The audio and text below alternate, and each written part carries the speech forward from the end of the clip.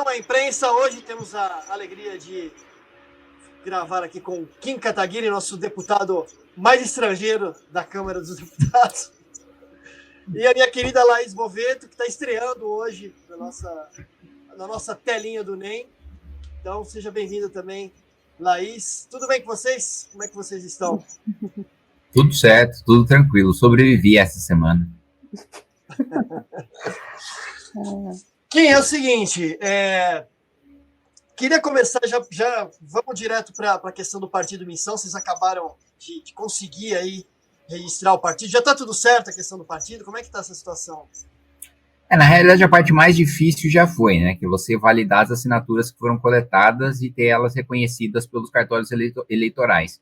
Mas ainda falta a homologação no TSE, que é basicamente o TSE dizendo se o estatuto está ok, ou se precisa mudar alguma coisa. Se precisar mudar alguma coisa, ele dá prazo para a gente mudar e homologa o partido. Mas, tirando esse aspecto mais formal, né, o mais difícil mesmo, que é validar as assinaturas nos cartórios eleitorais, essa fase já passou. De todo modo, a gente tem a segurança do partido estar pronto para disputar a eleição do ano que vem.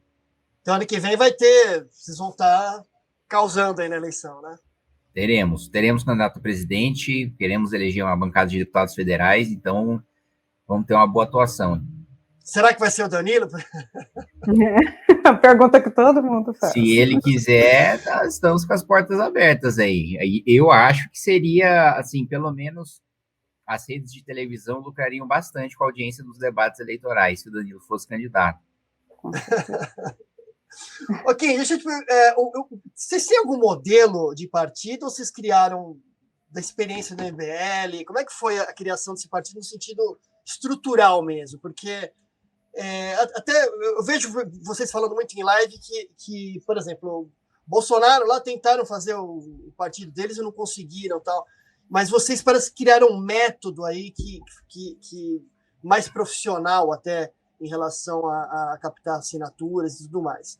Mas a estruturação do partido mesmo, vocês têm agora, né, que vocês vão ter o partido efetivado, tem algum modelo que vocês seguem ou vocês tiraram da própria cabeça, da própria experiência?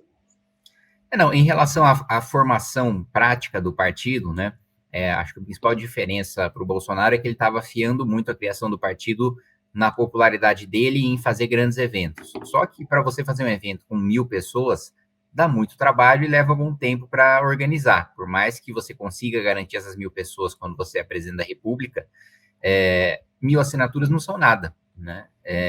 Na constituição de um partido em que você precisa coletar 850, 900 mil assinaturas para ter no final 550 mil validadas. Então, o que a gente fez foi basicamente o seguinte, e outros partidos geralmente contratavam empresas, só que muitas dessas empresas, como se pagava por assinatura, o sujeito ia lá e falsificava, comprava banco de dados, ia lá na Sé, comprava um chip cheio de CPF, colocava os dados do cara e ia falsificava a assinatura dele, o que dava muita rejeição nos cartórios eleitorais, né? No nosso caso, quem coletou foi a nossa militância. Então, a gente que de fato queria que o partido andasse, né? E não estava interessado só em receber dinheiro pela coleta da assinatura. E foi um trabalho em praticamente todos os estados, que a gente tem núcleos bem estruturados do MBL, e constante.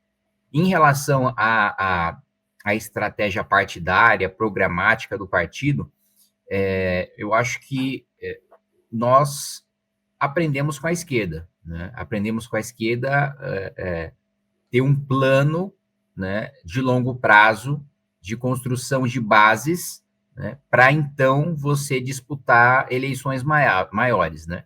Isso não significa que não disputaremos eleições maiores antes de termos uma base estruturada, né? Como acabei de dizer para você, a gente vai ter candidato a presidente, mas o que as esquerdas fizeram com muita habilidade foi criar um campo fértil para suas ideias nas universidades, né, nos veículos de imprensa, construir militância, tanto estudantil como militância partidária, ter escolas de formação de quadros, né? Você vê hoje, eu posso discordar até a alma de ideologias do PCdoB, mas eu reconheço que o PCdoB se esforça mais para colocar sua doutrina na sua militância, na sua juventude, do que o PL, que não tem nenhuma escola programática para incutir nenhuma ideia, mesmo porque trata-se do partido do Valdemar, né? E a ideia dele a gente conheceu no Mensalão.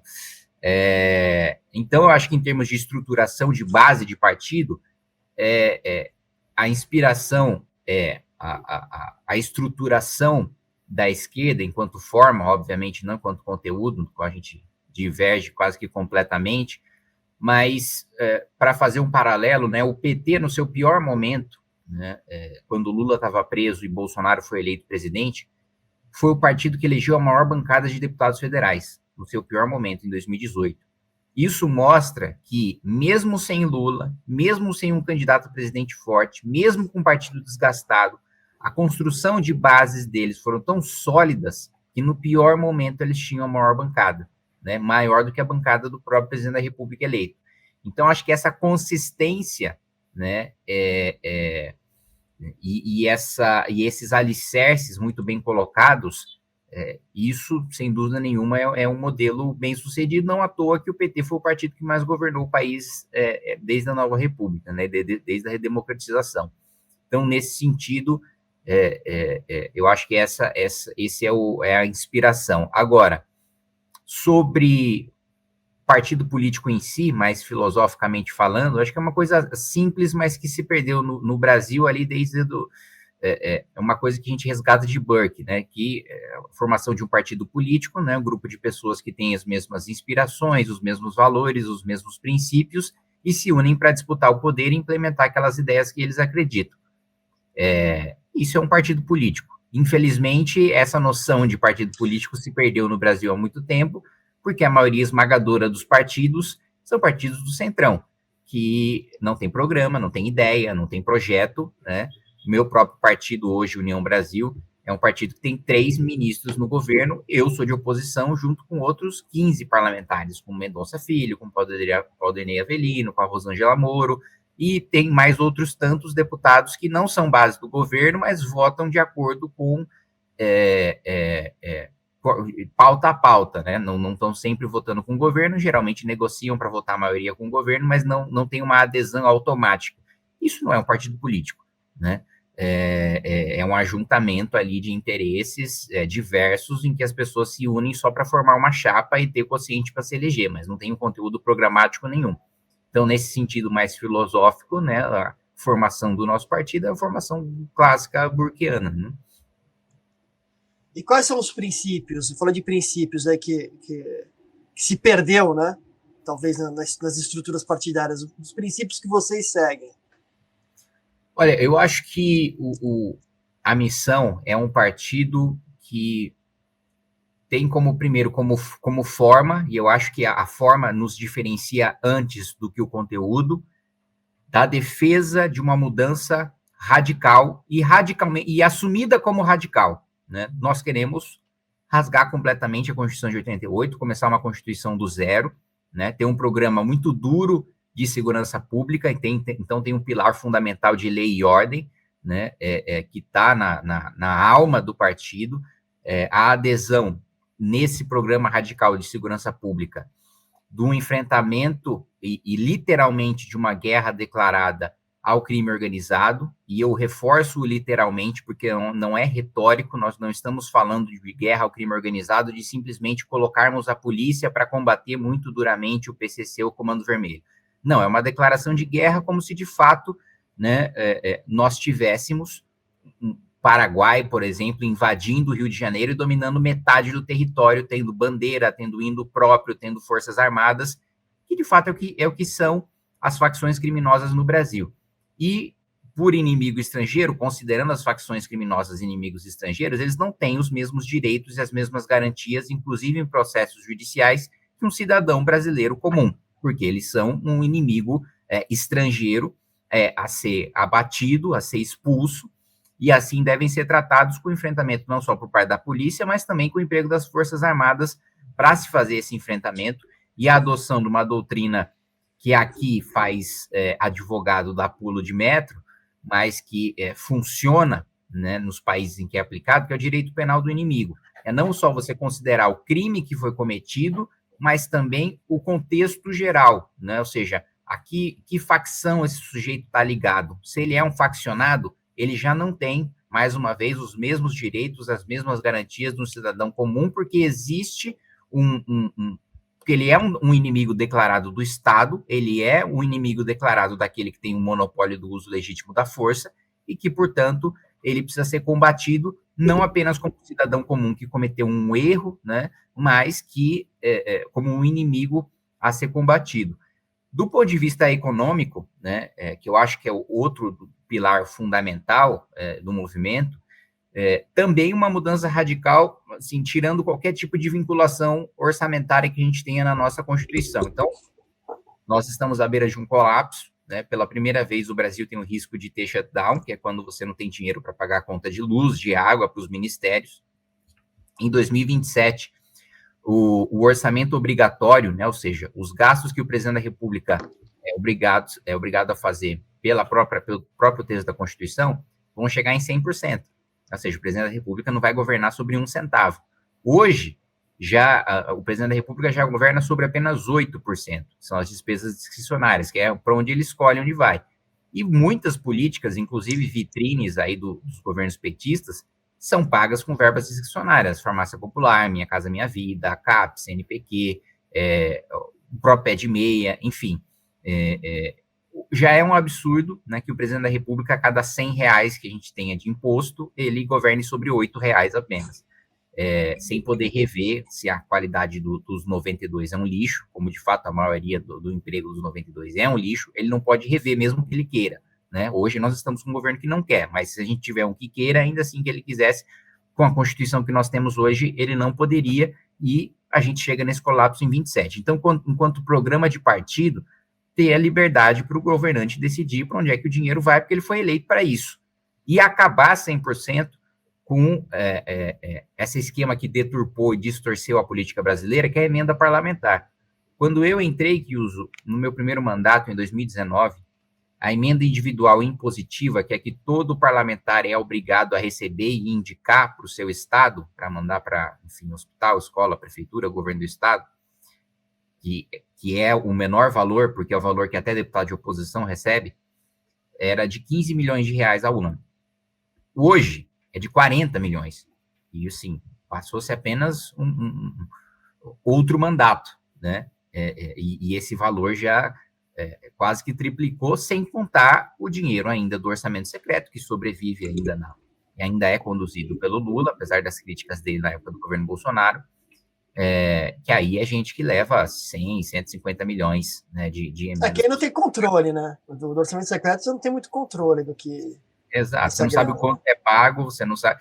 E não tem controle, não só para ter esquema e roubarem dinheiro público, mas não tem controle para não gerar ciúme e problema político dentro da própria base do governo, porque um deputado não pode saber o quanto o outro está recebendo para não cobrar a fatura máxima do governo, para não falar, o deputado do MDB está recebendo mais do que aqui do PP, e aí, governo, nós não vamos votar em... Isso dava problema no mensalão, né? No mensalão acontecia isso, né? Quando veio à tona, quanto um ganhava, o outro ganhava menos. Exatamente, inclusive para não ter delator, né? Então, e essa é uma lógica que não só é bizarra, né? São 50 bilhões de reais que deveria ser utilizado para investimento, né? Para infraestrutura e etc., que no Brasil é uma piada, né? Nos últimos 40 anos a gente teve 0,4% do PIB em infraestrutura. Se eu comparar com a China, com a Europa, com os Estados Unidos, o pior, o Lanterninha, investe 2%, né? 5 vezes mais do que a gente investiu nos últimos 40 anos. Não à toa a gente, enfim, ainda depende desde o Kubitschek do modelo rodoviário. Então, economicamente falando, né, acabar com essa distorção de emenda parlamentar, garantir o investimento público nesse sentido e ter uma defesa forte, né, do fomento da produção nacional, mas não no fomento da produção nacional nesse modelo falido que nós temos hoje, de, olha, para desenvolver a indústria nacional, vamos aumentar o imposto de importação e obrigar todos os empresários, por exemplo, no caso da Petrobras, a política de conteúdo local, olha, até o 3º, 4º grau você é obrigado a comprar 100% da indústria nacional. Aí, na prática, você compra um produto mais caro, pior, e a sua indústria fica para trás em relação ao mundo e só sobrevive porque você tem imposto de importação muito alto e a obrigatoriedade por lei de contratar esse produto nacional. Não é esse plano de desenvolvimento nacional que a gente quer, que fracassou. A gente quer justamente o contrário. Derrubar o imposto de importação para que os nossos empresários possam importar as máquinas, os bens de capital, dos melhores do mundo, que vão fazer os produtos mais baratos e de maior qualidade, e aí ganhar competitividade, derrubar imposto de importação, inclusive para a competição com os produtos internos, que é a lógica inversa do que foi feito pelo lobby da Magazine Luiza, do velho da Havan, aqui no governo Lula, para aprovar a chamada taxa das blusinhas, né? E desenvolver infraestrutura para diminuir o custo da logística do escoamento de produção aqui e também ter corte de gasto obrigatório para a gente reduzir a carga tributária sobre a indústria nacional. É esse modelo de desenvolvimento. Nós queremos ter uma indústria nacional? Queremos. Nós queremos que as coisas sejam produzidas aqui, que a gente agregue valor aqui? Queremos. Mas com um método completamente diferente do nacionalismo, do nacional-desenvolvimentismo fracassado, que, enfim, foi adotado, desenvolvido ali, pelo menos desde Vargas, ali, passando pela ditadura militar, até os governos petistas. E coisa trabalhista, vocês têm alguma proposta para atualizar alguma coisa na CLT ou se livrar da CLT? Não tem que atualizar nada na CLT, tem que rasgar a CLT inteira, né? Assim, ela é absolutamente imprestável, porque, não, mas nós estamos garantindo direitos. A partir do momento que metade do custo da folha de pagamento é você mandar para o governo e a outra metade você mandar para o trabalhador, você gera o efeito que a gente está vendo agora. A CLT não tem efeito prático, porque 40 milhões de pessoas estão na informalidade, e elas estão na informalidade justamente por causa do custo da folha de pagamento. Né? O empresário paga muito e o funcionário recebe pouco. Então, não tem salvação, não. A gente tem que terminar. E tem a questão da MEI também, né? A questão da MEI que praticamente substituiu assim, E eu acho que a MEI foi talvez algo que ainda não foi explorado como deveria, porque a maioria das pessoas estão optando pela MEI porque facilita tudo, aumenta também a renda do cidadão. E tudo bem que tem muita gente que reclama que não tem nenhuma garantia de direitos, mas de repente podia, ao invés da CLT, fazer um upgrade, vamos dizer, na MEI e transformar a MEI em várias categorias. Não sei se é uma opção. Eu não sei que opção que vocês têm também, se já pensaram nisso, se vocês têm algum estudo, alguma coisa em relação a isso.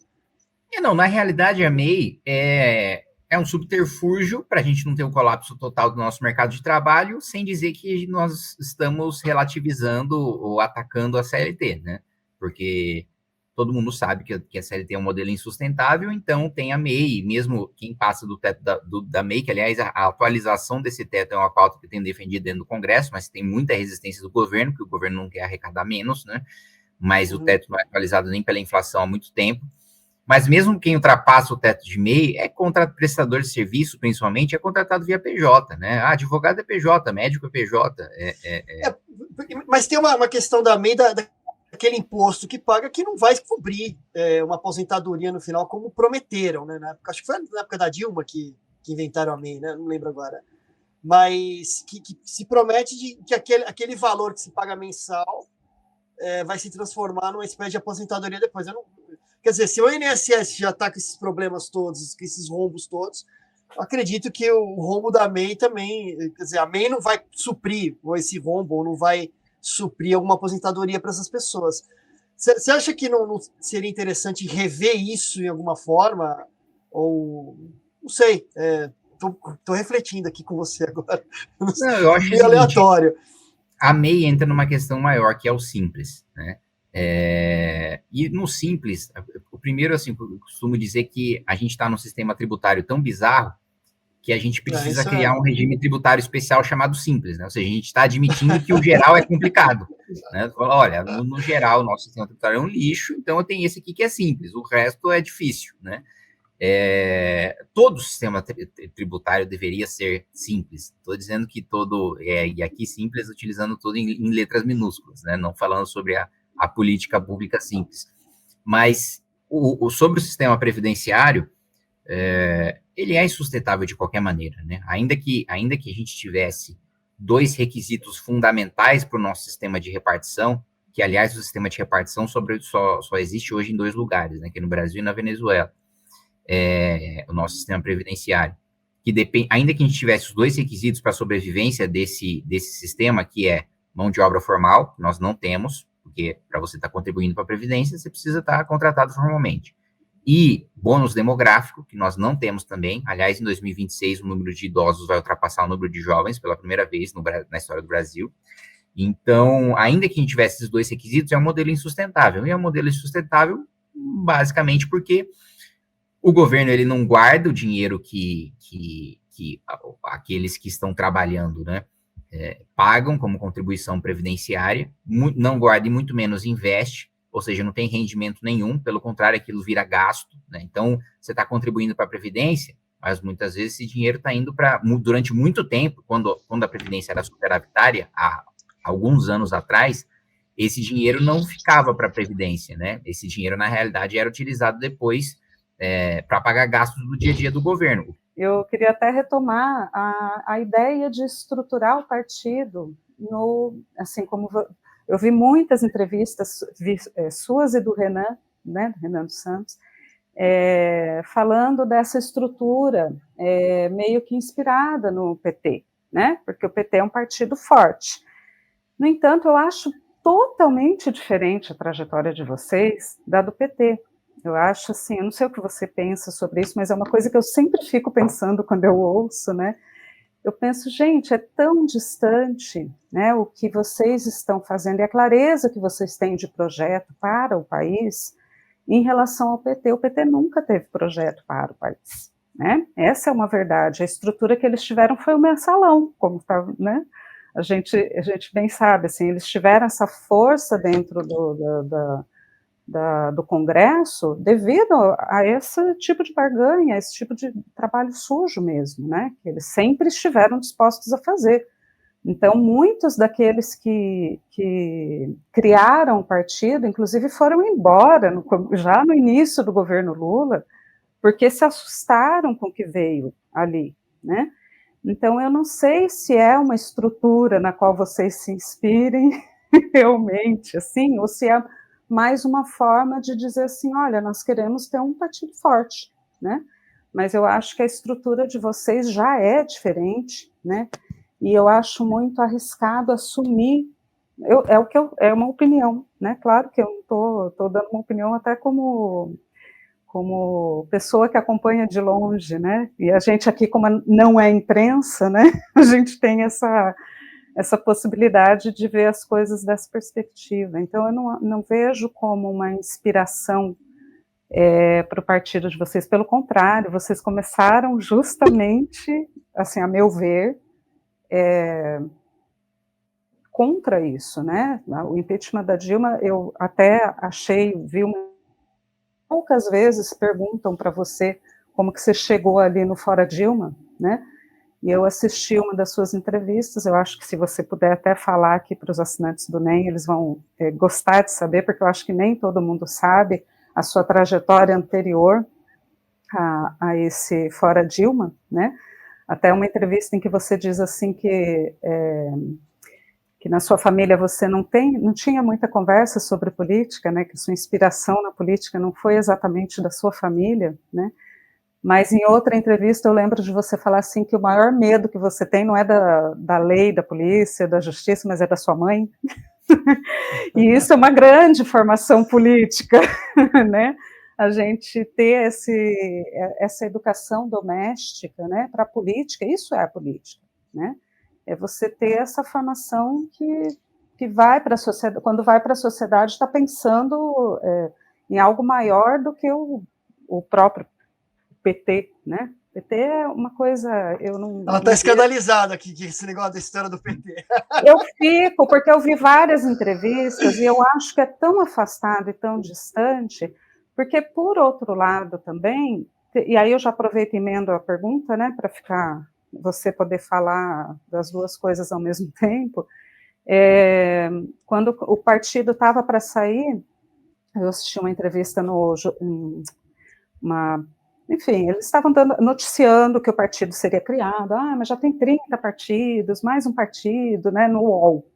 E aí era o Josias de Souza, ele falava assim, olha, é um partido para virar puxadinho do Bolsonaro, igual o Novo. E isso é constante, né, vocês têm que sempre estar explicando como que vocês não vão ser o Novo, né. Então, não dá para ser o PT, nem dá para ser o novo, né? Então, eu acho que o caráter do partido, assim, ele se destaca, eu não saberia dizer como, mas é isso que eu acho que você poderia tentar destacar, porque eu acho que todo mundo vê que é diferente, né? Tanto do PT quanto do Novo. Pelo menos até agora, a trajetória de vocês. Como vai ser daqui para diante, a gente não tem como dizer, né? Tem muita gente ameaçando você, inclusive, né? Dizendo que se vocês não andarem certinho, como deve, as pessoas vão né? Eu vi, acho que um candidato de vocês lá em Santa Catarina, né? Que falou sim, isso. Marcelo Brigadeiro. Então, acho que é isso que eu tenho dúvida mesmo. É uma dúvida minha, que talvez seja de outras pessoas, né? E daquilo que eu acompanho do trabalho de vocês, né? Do seu, principalmente, né? Porque dos outros eu não acompanho o site do MBL, eu vejo o seu trabalho como deputado, né? Quando a gente fala sobre o PT, né, claro que a gente não está falando sobre pagar propina e ter um projeto autoritário de poder. Mas é o que eu prefiro. Mas o paralelo que a gente faz é como o PT se estruturou como partido em termos de formação de quadro e de militância, né? Porque o PT, de fato, tem pessoas, são pouquíssimos os partidos no Brasil que você tem um militante que bate no peito e fala, eu voto nesse partido, esse é o meu partido. O PT é um deles, né? Ninguém sai na rua falando, eu sou um MDBista por convicção. Não, eu voto no PP por convicção. Não, eu voto no União por convicção. Não. No PT, tem juventude do PT, tem militância do PT, tem bandeira do PT, que o cara orgulhosamente ostenta, né, na sua universidade, no seu meio de trabalho. Então, quando a gente faz o paralelo com o PT, é sobre ter uma militância forte e engajada, é sobre não se preocupar só com aquele que vai vencer a eleição, com o mandatário, mas dar uma importância maior para a base de sustentação desse mandatário do que para o próprio mandatário, ou seja, a estrutura de formadores de opinião, a estrutura de militantes, a estrutura de influenciadores, a estrutura que o PT construiu majoritariamente, né, nas universidades, no sindicato e em setores da igreja, é mais importante do que o deputado federal do PT. Assim como na missão, no MBL, a militância, a base, aqueles que estão no dia a dia trabalhando para que exista um partido, para que existam mandatários, são mais importantes do que aquele que ocupa o poder.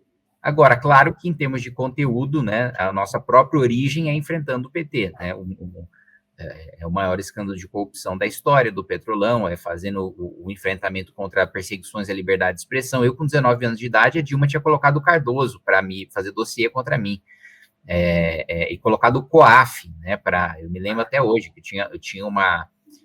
eu tinha uma conta no Santander, né, e no governo Dilma não podia ter conta bancária, porque ela colocava o COAF mesmo para me colocar na lista negra dos bancos. Então, assim, é verdade? Sério? Você não sabia disso? Sério. Era no nível bizarro, assim, de perseguição. Então, é claro que em termos de conteúdo, de projeto de país, né, nós estamos no lado diametralmente oposto ao do PT. E não existe a menor chance, até assim, é uma ignorância que é comum. Aliás, eu estava vendo um estudo outro dia sobre jornalistas e aqueles que trabalham no setor que o jornalista está retratando e é especialista naquele setor, né? Então, fizeram um experimento que é o seguinte, colocaram várias pessoas, né, para lerem jornais, por exemplo, um treinador, um jogador de futebol, lendo uma coluna esportiva e um jornal com outros assuntos que ele não domina. Um cientista, um médico, um cara da área da saúde, lendo um artigo sobre saúde e também sobre outros assuntos que às vezes não domina. E aí ele tinha que dar uma nota, né, para a reportagem que trata do assunto que ele domina e para as reportagens que tratam dos assuntos que ele não domina. Todo especialista dá nota baixa para a área em que ele trabalha que está sendo retratada numa reportagem, né? Ou seja, se eu sou um técnico de futebol, eu leio uma coluna sobre futebol, eu falo, isso aqui é um lixo, o cara não tem a menor ideia do que está falando. Se eu sou um médico, eu estou lendo uma coluna sobre saúde, eu falo, esse cara não tem a menor noção do que ele está falando. E todos deram nota alta para as reportagens dos assuntos que eles não entendiam. Ou seja, O jornalista, para quem não entende sobre o assunto, faz parecer que está fazendo um bom retrato, um retrato sério, um comentário lúcido, né, daquele tema que a pessoa não domina. Mas quem domina o assunto sabe que ele só está falando baboseira, né? Mas o perigo está em você não perceber que todo o resto que você não domina tem a mesma qualidade daquilo que você domina, que você está vendo que é um lixo. Eu estou falando isso justamente por causa dos jornalistas que retratam política, né? Que muitas vezes vamos separar, né, a militância, a distorção, né, você manipular efetivamente uma coisa para defender o seu ponto de vista porque você é um jornalista mau caráter. Mas se a gente excluir tudo isso, que é uma grande parcela, ainda assim, a própria qualidade, né, de você retratar de fato o que está acontecendo, de você entender o que está acontecendo, eu vejo isso todos os dias na Câmara, né, o jornalista não tem o menor domínio sobre aquela matéria. Muitas vezes tem uma fonte única de um técnico que dá uma opinião enviesada para ele sobre aquele assunto e ele reproduz aquele assunto. Os jornalistas que estão lá há 10 anos e não entendem procedimentos básicos da Câmara sobre o projeto tramitar na comissão, sobre um projeto tramitar em plenário, sobre o que é um requerimento de urgência. Então, é muito despreparo, porque basta uma análise pragmática, ninguém precisa acreditar ou ter fé, né, na honestidade ou nas boas intenções de nós, do MBL, do Partido Missão, e de que, por isso, pelas boas intenções, que nós não vamos nos tornar um novo. Basta fazer ou um novo partido do Centrão, ou um anexo ao bolsonarismo. Basta fazer uma análise sobre a nossa atitude, porque se a gente quisesse ser um anexo do bolsonarismo, a gente seria com muita facilidade. Já teriam sido, né? Eu faria a linha com a mão na última eleição, aumentaria a minha votação e passaria pano. Seria até mais fácil, né? Seria até mais fácil. Isso, é exatamente isso. Você faz uma análise pragmática, é muito mais fácil. Se eu quiser seguir esse caminho, eu não vou fundar partido. Fundar partido dá trabalho, dá dor de cabeça, né? Dá processo. Né? Se anexar a um projeto de poder de outro, mais fácil, surfar a onda de outro, é muito mais simples. Se a gente quiser ser mais um partido centrão, para que eu vou fundar um partido para começar sem tempo de TV e sem fundo, se eu quero ser um cara do Centrão? Se eu quiser ser um cara do Centrão, eu ficava no meu partido, pegava 3 milhões para fazer a minha campanha, né, que é o que qualquer um que tem mandato hoje consegue em qualquer partido, e usava o tempo de TV e estava muito mais confortável, né, nessa minha posição do que fundar partido. Então, assim, um mínimo de análise, né, sobre as nossas atitudes, sobre o que nós estamos fazendo, já leva à conclusão de que não faz sentido estarmos fazendo o que nós estamos fazendo se fosse para se tornar um novo ou se fosse para se tornar um anexo de bolsonarismo. E sobre o que me levou para o impeachment, né, eu acho que foi primeiro um acidente do destino e um efeito bola de neve, né, porque eu nunca me interessei por política, como você viu na entrevista em casa, meus pais nem se lembravam que eles tinham votado, né, então política nunca foi uma coisa, um assunto em casa. Na verdade, eu queria ser programador nessa fase da minha vida, inclusive eu estava terminando o curso técnico de processamento de dados no colégio da Unicamp de Limeira, e nesse último ano do colégio técnico, que eu estava fazendo junto com o médio, o professor de história começou um debate sobre o Bolsa Família, né, e aí tinha que fazer uma tarefa, né, uma apresentação sobre isso. E aí eu fui pesquisar, fui ler sobre, acabei encontrando alguns autores liberais aí no meio do caminho, e fiz um vídeo, né, para essa atividade em sala de aula, falando sobre Bolsa Família. Fazendo uma contraposição principalmente a um ponto levantado pelo professor de que o Bolsa Família tinha efeito multiplicador, né, de que fazia a economia crescer e a gente estava vivendo num bom momento, principalmente, entre outras coisas, mas principalmente por causa do Bolsa Família. E aí, o meu posicionamento no vídeo é que não, né, de que tem redistribuição de renda, mas não tem criação de riqueza, não tem efeito multiplicador, né. As pessoas usam para consumir, não tem um investimento de longo prazo, porque a pessoa está recebendo pouco para sobreviver, né? Ela não vai comprar um debênture de infraestrutura para transformar o Bolsa Família numa rodovia. Seu professor te disse isso ou você disse isso? Não, eu, né? De que não tem tirou zero? Meu professor estava. Por sorte, tinha um professor mais tolerante, mas ele estava na visão contrária, né? De que não, porque no cálculo do PIB entra o consumo das famílias, então o Bolsa Família aumentava o consumo das famílias, então isso tinha um efeito de crescimento econômico. Só que crescimento baseado em gasto público, baseado em consumo, não aumenta a produtividade, não faz crescer o país. Então, Claro que na época eu falei de uma maneira bem mais rasa, bem mais superficial do que eu estou falando agora, mas a ideia geral era essa, né? E gravando lendo também, né? Tinha a capacidade de falar livremente, assim. E aí eu fiz esse vídeo, só que esse vídeo ficou público no YouTube, né? E as pessoas começaram a assistir, né? E eu me lembro de uma época de alguns YouTubers, né, que falavam um pouco mais sobre política, na época que assistiram e tal, e compartilhavam. Eu lembro do Daniel Fraga, que era um youtuber anarcocapitalista. Eu lembro do Clarion também. Sabe onde ele tá? Olha, eu sei o seguinte, ele, inclusive, é que assim, eu não fico com uma dor no coração tão grande de não ter comprado Bitcoin, porque quando o Daniel Fraga me falou para comprar Bitcoin, quando o Bitcoin valia centenas de milhares de vezes a menos, eu tinha 17 anos de idade, então assim, não tinha dinheiro para comprar Bitcoin, ainda que fosse Bitcoin barato. Então, eu não fico com esse puta, podia ter, não podia, não tinha de onde tirar. Mas ele, todos os meses, desde 2011, 2010, comprava todo o salário dele em Bitcoin, 100% lá. Então, assim, ele tá bilionário, né?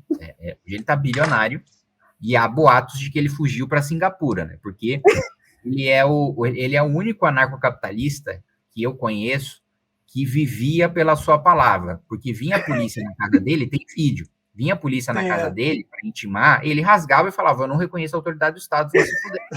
Né? E aí gravava vídeo falando: vai penhorar meus bens? Penhora meus bitcoins, então. Puta, na época o governo nem sabia o que era, e ele tava hoje não sabe. Ele tava com o papelzinho ali na mão, não tinha nem como penhorar. E aí acho que chega num ponto em que ele seria preso, né? E aí ele vai embora. Mas o meu início foi esse, né? Começando com esse vídeo, e as pessoas pedindo para falar sobre outros assuntos sobre os quais eu não tinha a menor noção do que falar. Comecei a ler, comecei até a matar algumas aulas para ler.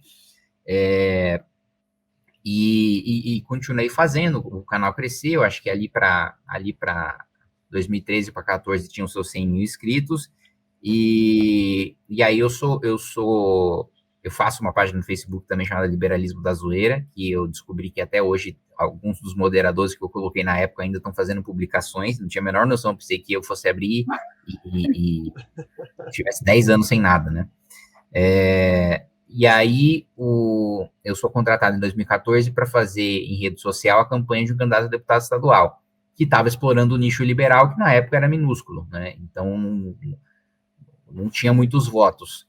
E do outro lado estava o Renan, o Alexandre e o Pedro, que fundaram a MBL comigo, e que na época... Mas já tinham... vocês fundaram a MBL, né? Nessa época que você foi trabalhar com marketing de foi logo depois. Já tinha MBL? Depois não tinha, né? Foi depois. Porque a gente se conhece nessa época por ser rivais, né? Eles estavam fazendo campanha para um outro candidato que disputava o mesmo nicho. Aí a gente dividiu o voto e adivinha, os dois perderam.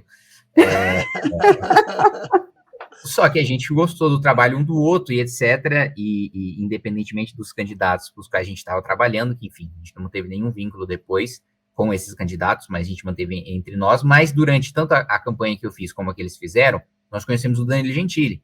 E aí a gente queria continuar trabalhando no segundo turno, mas obviamente, né, nem a Aécio nem Dilma nos contrataram. A gente queria por vontade própria, né? E aí a gente teve a ideia de fazer um vídeo de humor com o Danilo, né? Da gente escrever um roteiro e o Danilo gravar para participar do segundo turno, né? Com um vídeo de humor. E era um vídeo, acho que até hoje está no ar, que o Danilo está apresentando um jornal estatal no futuro, 2018, né? A gente grava em 2014 para mostrar como que seria o Brasil em 2018 se a Dilma tivesse vencido as eleições. Então ele está preso apresentando o jornal estatal e só contando notícia boa sobre o governo. Embora a reforma política da presidenta determinou que o melhor para a nação era não haver mais eleições, nossa querida e amada mamãe Dilma humildemente declarou hoje que vai abrir mão da presidência em prol da alternância do poder. Ela disse: é importante para uma democracia madura a alternância do poder. Por isso eu vou sair da presidência e alternar o poder com Lula. 40, 50 milhões de visualizações. E daí que, enfim, a gente se aproxima, começa a trabalhar junto e chama a nossa primeira manifestação, que a gente considera a fundação do MBL, que é dia 1º de novembro de 2014, quando sai a capa da Veja com a delação do Youssef, metade do rosto da Dilma, metade do rosto do Lula, dizendo que eles sabiam de tudo.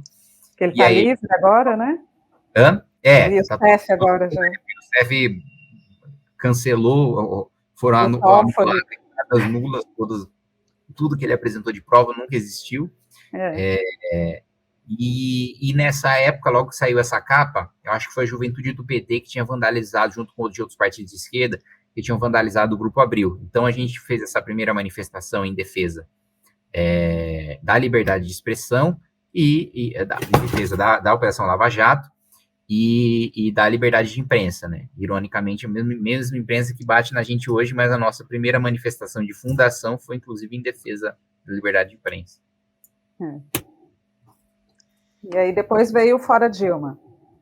Isso, logo depois de 2015, eu leio um artigo do Ives Gandra para a Folha, falando sobre a hipótese de crime de responsabilidade por causa da compra da refinaria de Pasadena, e aí a gente decide chamar a nossa manifestação pelo impeachment, 15 de março não lembro agora, não lembro se foi 15 ou se foi 13, de março de 2015, que enfim, explode, acaba viralizando muito, sendo uma manifestação gigantesca e que nos dá o protagonismo depois de conduzir o processo de impeachment a partir dessa manifestação. Eu posso fazer mais uma pergunta? Pode. Então, em relação você falou da nova Constituição, né? Eu achei... até o que o Uso colocou aqui de um jeito, a pergunta que ficou bastante engraçada, que vai ser possível sair alguma coisa que preste numa Constituinte com Erika Hilton, Gleisi Hoffmann, Sargento Farrur e o delegado Caveira? Como que vai fazer uma nova Constituinte com esse quadro dos 3 poderes atual? Porque você tem que considerar aí que o Judiciário vai considerar inconstitucional a nova Constituinte, né? E, assim, como seria possível viabilizar isso? Como você imagina que seria possível? Porque você já entrou com o pedido, né? Tem uma solicitação que está andando lá, né, no Congresso. Isso, um pedido de plebiscito. Só fazer um adendo. Essa pergunta era inspirada no José Bonifácio, que quando for fazer a primeira Constituição, né, ficou famosa aquela frase dele, que ele falou que ia enforcar os constitucionalistas na Praça da Constituição. Aí foram perguntar por quê, ele falou, porque não tem ninguém que preste aqui para fazer uma Constituição. Vamos começar, né? Aí, essa é a pergunta, como é que a gente consegue fazer uma nova Constituição, uma Constituinte com uma classe política tão degradada? Até mesmo porque ninguém está seguindo as regras que existem, né? Não é uma questão, não é que a Constituição ela é ruim, mas nem ela está sendo seguida, né? Como uma nova regra num ambiente em que ninguém mais está disposto a seguir regras, né? Porque isso está bem, bem claro, né? Você acha que precisa de um novo pacto, Kim, federativo? Quer dizer, fala aí sobre a Constituição. Não, sobre meios, tá?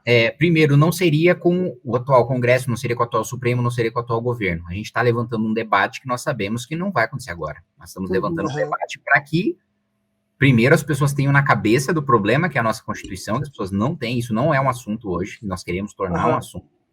Para daí chamar um plebiscito, e acho que o plebiscito é um primeiro passo da gente ter legitimidade popular e mostrar que a maioria esmagadora da população, uma vez que entenda que o problema é a Constituição, se manifestaria para uma nova Constituinte. Uma coisa que o Marcos, você falou sobre o Supremo declarar inconstitucional, né? Uma coisa que o Marcos Lisboa fala é que a nossa Constituição é uma das únicas que não prevê o próprio fim, né? Então, não existe um procedimento formal para a gente convocar uma Assembleia Nacional Constituinte. Então, de fato, teria que ser por um apelo popular muito grande e por um momento de inflexão na história. E aí, como pretendemos criar esse momento de inflexão na história? Acho que aí depende de nós vencermos uma eleição presidencial. Depende da gente ter um presidente da República e não abrir nesse debate da Constituinte, não falar, olha, tá aqui um papel em branco, eleitos, vai lá cada um e coloca um artigo. Não, acho que fazer o modelo de, olha, o presidente está propondo esse modelo de Constituição, nós vamos eleger uma Assembleia para votar sim ou não a essa Constituição. Né? Vamos submeter primeiro a população, se a população quer eleger essa Assembleia, se ela quiser, aí a gente chama uma eleição especialmente para votar essa Constituição, e daí esse modelo, para não ter... Aí, 2 elementos para evitar pressões corporativistas, né? O primeiro é esse, de ter um texto, né, pronto, aí, formado escrito por notáveis, submetido pelo presidente para ser avaliado, né, pelo Congresso. E outra maneira de se evitar pressões corporativistas é a inelegibilidade do deputado constituinte, que eu defendo. Eu defendo, assim, se a gente vai convocar uma eleição para a Assembleia Nacional Constituinte, você quer ser o deputado que vai votar sim ou não para a Constituição, você vai ficar 8 anos inelegível, porque você não pode votar sim ou não pensando em agradar o eleitor para você se eleger na próxima eleição, que é a coisa que aconteceu na Constituição de 88, né? Muita demanda de curto prazo sendo atendida e colocada para sempre na Constituição, porque aquele deputado era o deputado do táxi, era o deputado de não sei o que lá, e colocou. Era o deputado do Rio que tinha apreço pelo Dom Pedro II, aí foi lá e colocou o Colégio Dom Pedro II na Constituição, enfim. Então, acho que são esses 2 elementos do sobre como, né?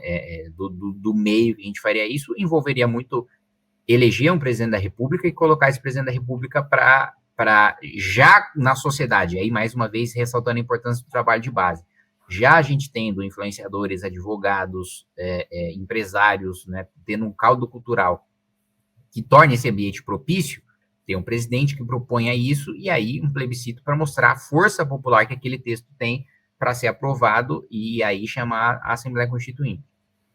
Então, eu vi uma entrevista sua também, não é uma entrevista, era uma conversa que você teve com os estudantes na Câmara, que estava recentemente no seu canal, sim, né? Sim, e eram estudantes, eu não sei se eram universitários, eu não achei a informação. E você explica para eles como que você conseguiu, de certo modo, dentro das regras atuais, né, sendo um deputado sem voto, né, que você meio que sozinho ali no seu partido, né, e você foi conhecer as regras ali, as normas da Câmara, para poder, pelos procedimentos, dar um nó ali e conseguir ter voz ali dentro, né. Então, e eu sempre penso nisso, que, de algum modo, não é como o Bolsonaro, por exemplo, adora dizer, né, que não podia fazer nada, não, sempre você tem alguma coisa ali, um meio de fazer valer a sua voz. Então, dá para não vender a alma e trabalhar ali dentro da Câmara, né, pelo que você falou ali para eles, aparentemente é possível fazer isso. Então, dentro das regras atuais, dá para você caminhar com esse plebiscito, por exemplo. Você acredita que você consegue? Sim. Não, que hoje é o caminho legal mais próximo que a gente tem de dar legitimidade para uma nova Constituição, né? Consultar a população por um instrumento que já está previsto em lei, que é o plebiscito, se ela deseja ou não que seja convocada essa Assembleia, e daí, a partir daí, como isso será feito, não tem previsão na lei. Nós vamos ter que nos inspirar em como foi feito anteriormente, né? Assim como na época da ditadura também não tinha previsão para pós-ditadura, não tinha previsão de como se fazer a Assembleia para escrever a Constituição de 88. Então, o caminho é esse. Mas o que você falou é verdade, né? Porque eu sendo um deputado, só para pegar um projeto como exemplo, que eu provei no ano passado, no plenário, o projeto de aumento de pena para furto, roubo e receptação. Eu sou um deputado, né, e consegui aprovar esse projeto. E o Bolsonaro, presidente da República, com um discurso de endurecimento de segurança pública, não aumentou a pena de furto, roubo e receptação, né, tendo um poder infinitamente maior do que o meu. E ainda eu sendo um deputado de oposição. Se eu fosse da base do governo, eu teria mais facilidade ainda de aprovar os meus projetos. E é 2 meios que eu encontrei. Um é o que você colocou, né, de estudar o regimento, e eu já não negocio mais meu próprio voto, porque o meu voto é 1, faz pouca diferença, mas eu negocio a encheção de saco. Eu falo, você quer votar isso aqui agora ou daqui a 20 horas que eu vou deixar você aqui dentro do plenário, né? Se você não quer votar daqui a 20 horas, você deixa pautar o meu projeto ou você faz essa alteração no seu. Esse é um dos instrumentos, né? E eu costumo dizer que, né, eu não, né? É uma coisa comum, né, a ser falado na Câmara sobre negociação de obstrução, que todo mundo quer jantar com a esposa, né? Ninguém quer chegar em casa 4 da madrugada, como foi nessa última sessão de quarta-feira dessa semana. E o outro meio é pressão popular. Né? O outro meio é você trabalhar a comunicação como a gente trabalha pressão em rede social como a gente trabalha, e daí conseguir assinaturas para urgência, para PEC, com a própria militância cobrando os parlamentares, que é uma coisa que funciona. Ok, a gente gosta de ficar esculhambando com político, debochando de político, mas a esperança, assim, tem você como exemplo, você faz o seu trabalho lá bem feito, e por mais que tem muita gente que não gosta do MBL, não gosta de vocês, mas é preciso admitir que o seu trabalho é relevante. Tem mais pessoas no seu perfil lá, ou você está sozinho, você realmente é um estrangeiro naquele lugar? Olha, é difícil, eu acho que realmente sou um deputado estrangeiro lá dentro, porque eu sou uma espécie em extinção, né? Exótica. Precisa de autorização do IBAMA para me abater. E cansa, né? E é bem cansativo, não é? Desgastante isso, assim. Não só...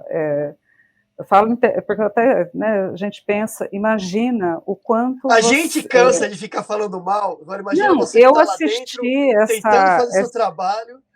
Eu assisti essa né, aquela questão dos precatórios, né, na Câmara, e eu fiquei pensando, eu falei, o Hugo Mota tirou sarro ali de você, que você é aplicado, né, mas eu fiquei imaginando que há que se ter juventude mesmo para aguentar, aturar ali, né, essa pressão, né, porque outros deputados também foram contrários, né, mas eu não sei se eles estariam dispostos a obstruir aquilo tudo, não sei como é que foi até conta para, né, eu acho que, não sei se os assinantes estão sabendo o que foi aprovado também, né, a gravidade daquilo que foi aprovado, como a oposição foi uma grande oposição, né, nesse caso, acho que seria importante. Basicamente, sim, a 8ª PEC de calote em precatório desde a Constituição de 88, né, com vários discursos dizendo, vamos resolver de uma vez por todas. Falei, tá bom, daqui a 4 anos vocês vão aprovar, daqui a 4 anos vocês vão aprovar outra. Né?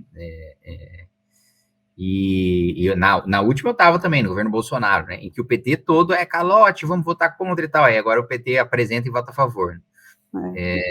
E a oposição, em sua maioria, a dita oposição de direita bolsonarista, em sua maioria vota a favor. Né? E alguns poucos que vão lá, sobem na tribuna na discussão só para se posicionar contra, mas de obstruir mesmo, de atrapalhar a votação, só eu. E esse especial não é só calote, né? Não é só a gente em 10 anos ter mais 1 trilhão e 500 bilhões de reais em dívida, mas abrir no ano que vem 12 bilhões e 400 milhões de reais para o Lula gastar, né? Isso com o voto da oposição. Então, sim, nesse caso, teve outro caso de anistia de dívida dos estados, que também é uma coisa que é sempre feita, né? Você faz o compromisso de, olha, eu vou negociar o seu juro, vou negociar a sua dívida, estado, mas você tem que fazer a lição de casa, você vai fazer a reforma administrativa, você vai fazer a reforma da Previdência, e você vai me dar ativos seus, empresas estatais, né, títulos que você tenha, e eu vou executar se você não, eu vou tomar de você se você não cumprir a lição de casa, né. Aí o que acontece? Eu lembro, para mim, um caso muito emblemático é o Rio de Janeiro. Rio de Janeiro tem uma sequência de governadores horrorosos, né, que endividam e afundam o Estado, e aí sempre negociação de dívida e tal, perdão, e os outros estados acabam pagando a dívida do Rio de Janeiro, especialmente o estado de São Paulo. E aí a gente tinha aprovado, né, olha, Rio, entra aí no regime de recuperação fiscal, faz a lição de casa, enxuga a máquina, se vocês não fizerem isso, a gente vai tomar a SEDAI. A SEDAI é a empresa que é a garantia que vocês estão dando para a gente que vocês não vão pegar esse benefício que a gente está dando e depois dar uma banana para o ajuste. E aí a Assembleia Legislativa do Rio vende a SEDAI e joga para o caixa do governo, e eles não podiam vender, porque não é deles, está como garantia, né? Mesma coisa de você eu dar uma casa como garantia para o empréstimo no banco, e aí eu vendo a casa, né? Mas a Assembleia fez, aí na hora de punir, né, o Congresso Nacional, né, que era para reagir, faz o seguinte: não, eu anistio o Rio de Janeiro da sua responsabilidade. Então, é mais uma esculhambação nesse sentido, e nesse caso, né, dessa PEC do calor, era mais um que, assim, eu estava sozinho, e nesse caso sozinho mesmo, porque não tinha nem gente não era nem para obstruir, não tinha nem gente para discursar e para votar contra, né, até o Nicolas fez um vídeo tirando sarro, né, ele gravou as orientações no painel, né, e falou: olha, quem que é o único cara, o único infeliz que consegue colocar Novo, PSOL e PL para votar junto contra o requerimento de obstrução dele? É o Kim. Aí ele foi no painel, eu filmei minha cara, sou eu mesmo. Então, sobre esperança, sobre ter jeito, com a maior parte dessa classe política de hoje, não, e nós devemos, e essa classe merece que a gente continue esculhambando. Agora, a gente fundou um partido justamente na intenção de substituir, né, essa classe por algo completamente diferente, né? Você quer fazer uma pergunta? Pode fazer. Sim, então, emendar a questão do Lindbergh, né? Que você fez ali um combinado com ele no podcast do Vilela e depois te passaram a perna, é isso? O seu projeto das blusinhas, né? Da taxa das blusinhas. Eu acho lindo esses nomes que a gente arruma E teve essa questão de um outro deputado que apresentou o projeto especial sob medida. Na verdade, nesse caso específico, né, da taxa das blusinhas, o Lindbergh, ele disse que o PT é contra, disse que o Lula é contra, mas já no próprio podcast ele dizia que não ia assinar o meu projeto.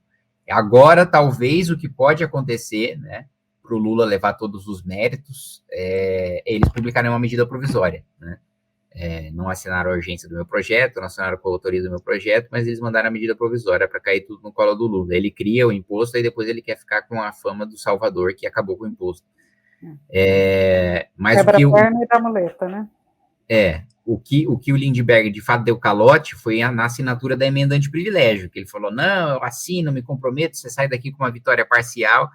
E desde o debate até hoje, todo dia enche o saco dele no plenário. E aí, meu? E a sua promessa? Não sei o que. Ele: não, estamos lendo o texto, estamos analisando se é aquilo mesmo que você falou. Falou: mas, porra, tem 3 parágrafos o texto.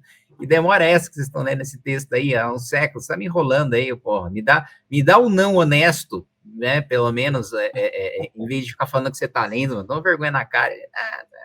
Ele deve estar lendo o livro do Schopenhauer que ele te deu. Pois é. Ele acho que enrolação.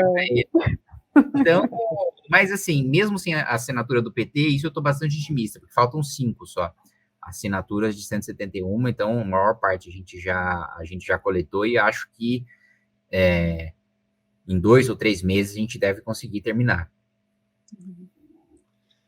Kim, é o seguinte, quando a gente noticiou no NEM sobre missão e tal, teve muita gente que gosta do MBL, acompanha, mas tem os haters também. Sim. Então, resumindo assim, o pessoal reclama ainda muito do áudio do Arthur, né? Acho que vai ser eternamente, vocês vão ter que carregar esse problema do áudio do Arthur. Mas também veio muita gente meio que aquela história do fundão, né? Mas, de qualquer forma, eu acho que talvez, tirando tudo isso, se você quiser falar sobre isso, tudo bem, mas eu acho que a coisa mais importante, eu acho que talvez que levantaram, e é uma curiosidade minha também, vocês se arrependeram muito de ter apoiado o Bolsonaro no segundo turno em 2018, que já não era um pouco... Eu falo por mim, assim, porque eu estava nesse meio Olavete, essas coisas todas, quando começou a vir a história de Bolsonaro, eu já achei que o negócio estava desandando, né? Porque virou uma loucura. Eu trabalhava numa editora que era a editora que publicava o Olavo de Carvalho. Então, eram pessoas que a cada 6 meses iam se consultar lá com o Olavo de Carvalho, a astrologia dele e tudo mais, e voltavam cada vez mais radicais, cada vez mais a loucura, assim, já era perceptível, né? Mas em 2018, eu acho que teve esse fenômeno do Bolsonaro, mas vocês acabaram, pelo menos no segundo turno, né, apoiando o Bolsonaro. Vocês se arrependem disso ou não? Acho que isso é mais importante do que essas histórias de fundão, do áudio do Arthur e tal. Acho que seria legal você falar disso, até porque vocês tomaram um caminho totalmente diferente e romperam com o Bolsonaro, talvez quase desapareceram, né, quase derreteram. E seria legal você falar sobre isso.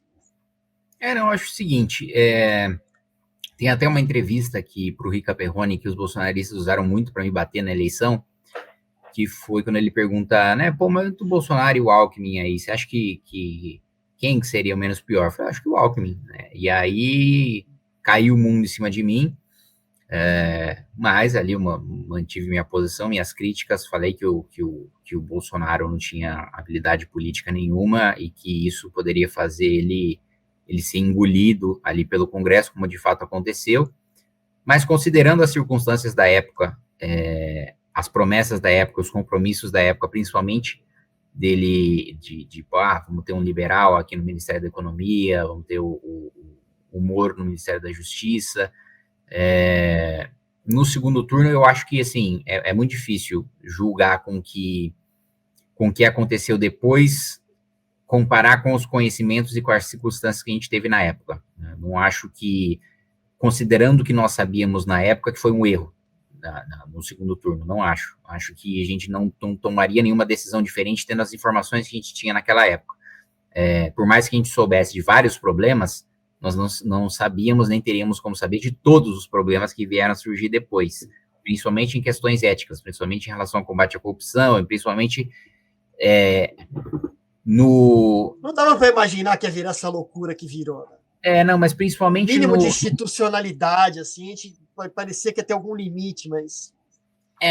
Principalmente no mau caratismo travestido de pragmatismo em devolver os direitos políticos do Lula para ele vencer a eleição, né? Eu acho que esse ponto é bastante crítico, né, na nomeação do Cássio Nunes, que acabou votando pela suspeição do Moro e pelo uso das provas ilegais ali da Operação Spoofing para anular a Operação Lava Jato. Acho que esse foi o ponto mais crítico e absolutamente imprevisível, né? O Bolsonaro devolver direitos políticos do Lula, acho que era uma coisa que no segundo turno de 2018 era absolutamente impensável.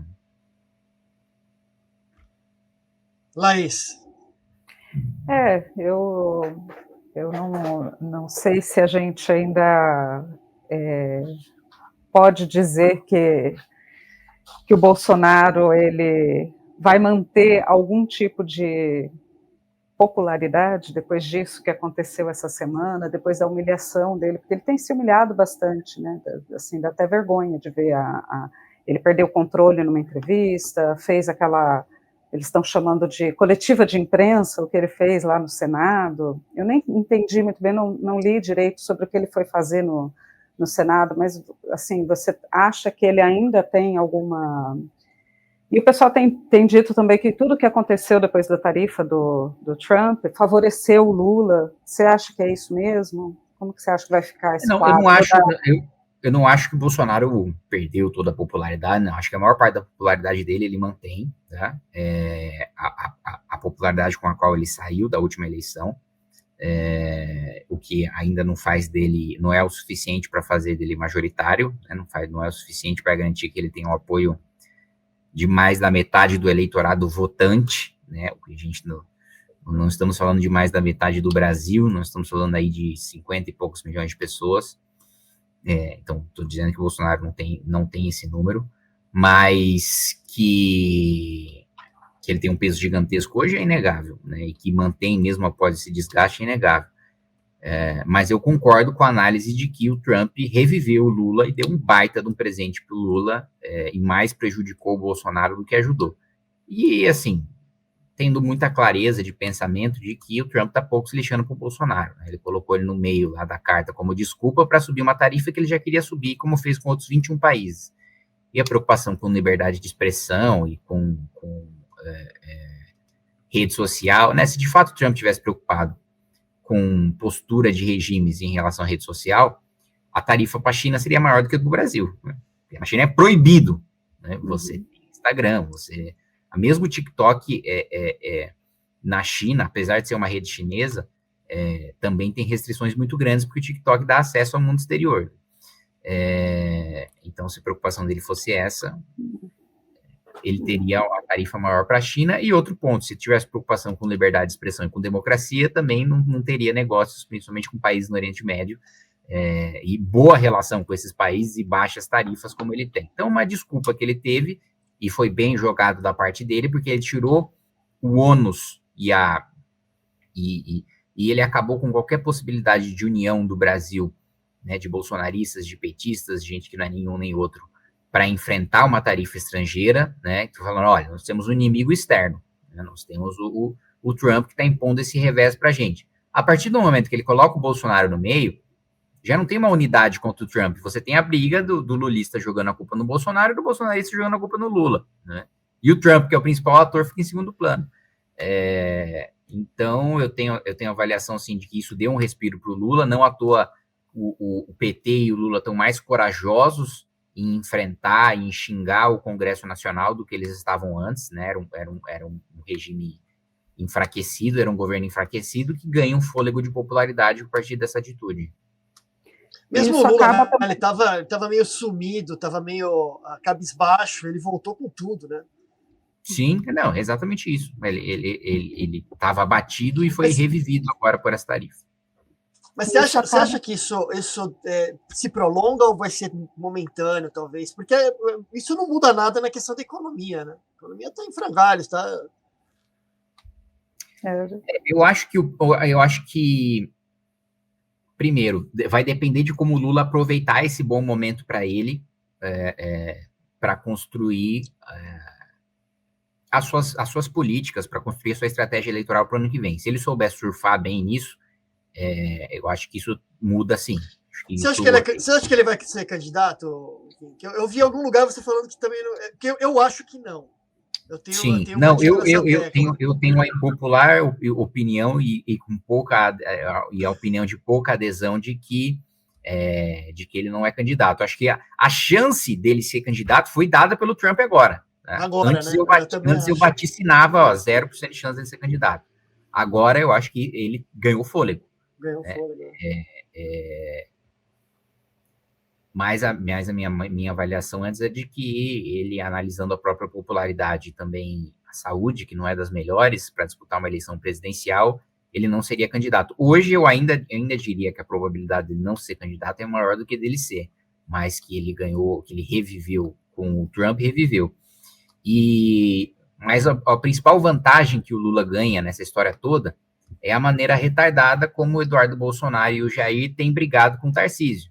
Porque o Tarcísio, que eu acho que existe um perigo grande por causa dessa grande coligação que estava se tornando, estava orbitando aí o Tarcísio, dele sair com o apoio do PL, do PP, do União, do Republicanos, falou, bom, não vai sobrar capital político para ele aprovar nada, porque ele já vai entrar devendo ministérios antes de aprovar qualquer projeto. Né, devendo emendas antes dele aprovar qualquer projeto para retribuir o apoio de campanha. Então não vai nem sobrar capital político para ele fazer reformas decentes, estruturantes depois.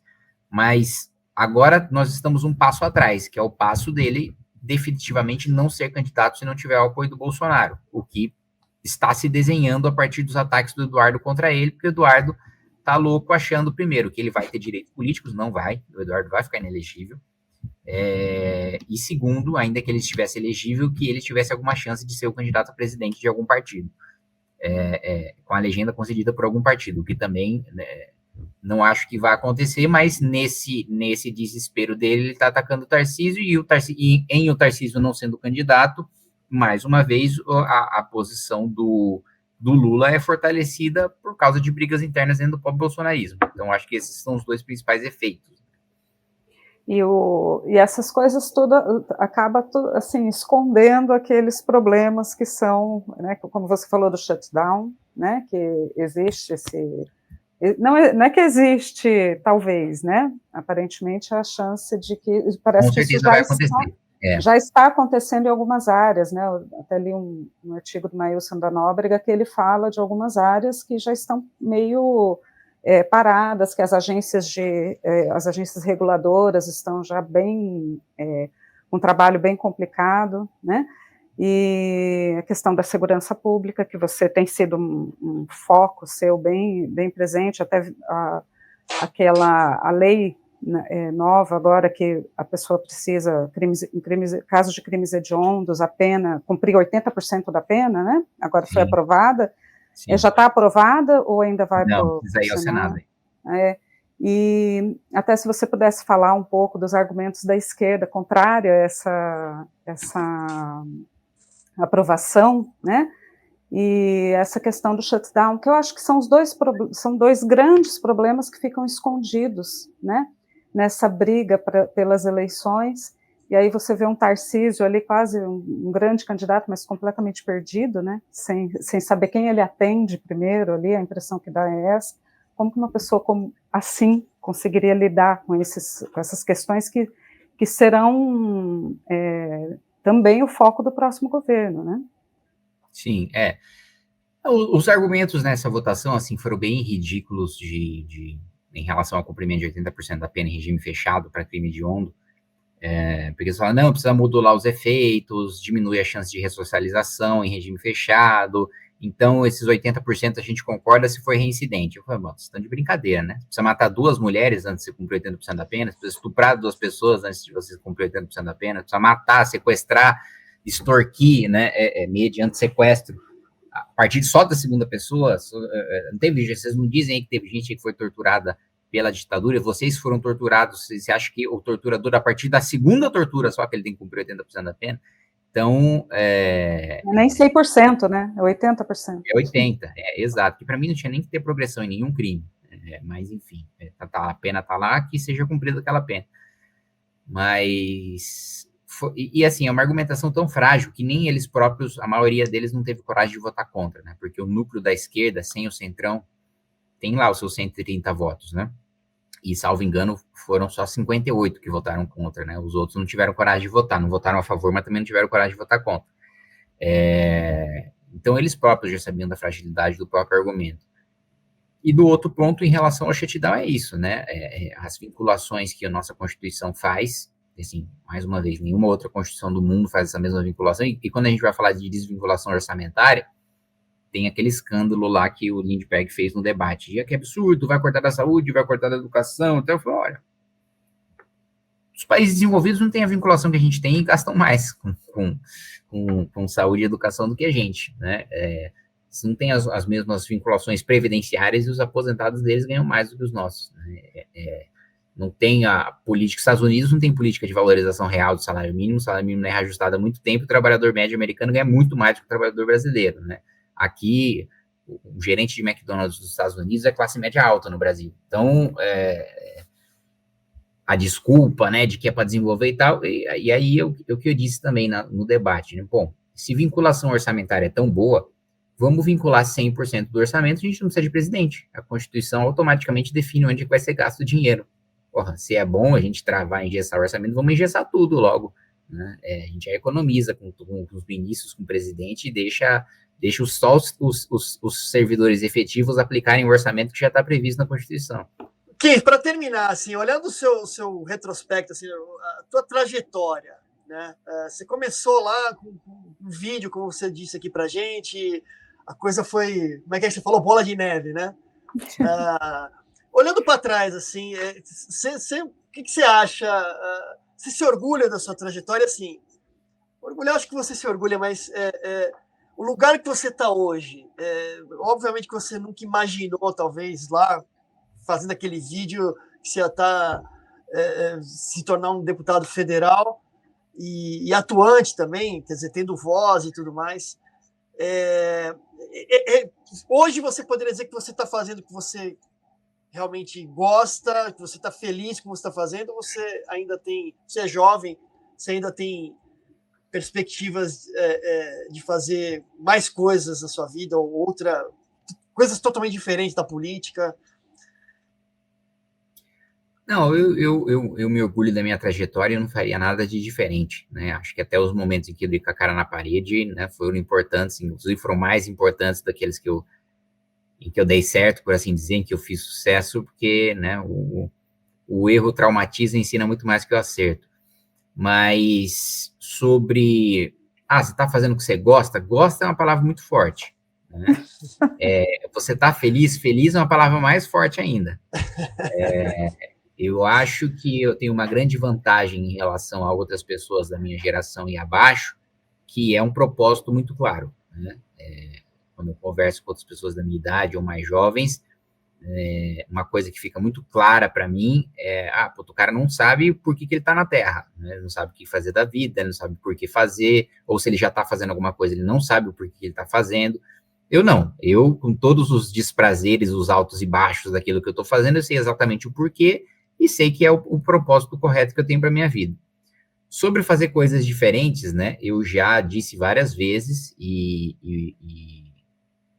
saibam que eu pretendo resistir firmemente aos meus eleitores, de que não quero ficar o resto da vida na política e que eu tenho vontade, sim, de dar aula, de fazer mestrado, doutorado, de advogar e que eu não quero o caos da política até o fim da minha vida, mesmo porque eu pretendo ter um período um pouco mais tranquilo, né? Talvez não me aposentando, porque eu acho que até o resto da minha vida...